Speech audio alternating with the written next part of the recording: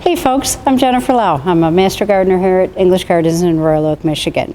And it's hard to imagine a plant that can beat the Boston fern for simple elegance. It's a wonder really that something so soft and lush can look this fabulous with so little care. But it does have specific needs. If you're not familiar, let me run down a few particulars. It does need the right spot. Hot sun, it will burn it. Keep it away from that. And it is thirsty. You need to know if you're hanging on your porch, it looks beautiful there, but it's blowing in the wind. It's going to dry out, and that is something they will not tolerate. So we water these every day during the summer. Keep that in mind. Now, if it's inside your house, well, it won't dry out as quickly, but I would still recommend you touch the soil every day so that you get an accurate gauge on your home's conditions. Outside, they are summertime's perfect porch plant.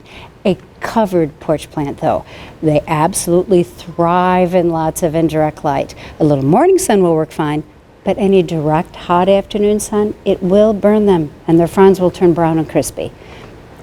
Listen, I know it seems a shame to not bring this beauty inside over the winter, but you must understand this. Once the humidity drops from 80% in the summer to 50% in the winter, even lower once the furnace has been out a while, well, you will not be able to avoid all of the shedding of their beautiful fronds. That will happen. So, if you keep it maybe in a low temperature room with lots of windows, mist it every couple of days, throw in a humidifier even.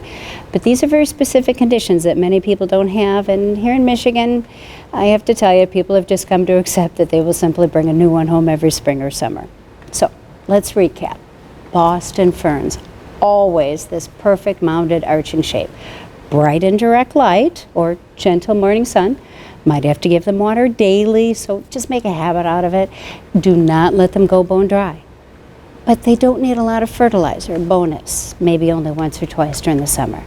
You can get the Boston fern in various sizes to fit your space, but when they're massive like this, listen, it might be a little harder to find, but not here. I always get them at English Gardens. We have the best growers.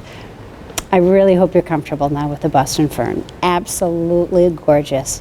You can do this. Make life beautiful.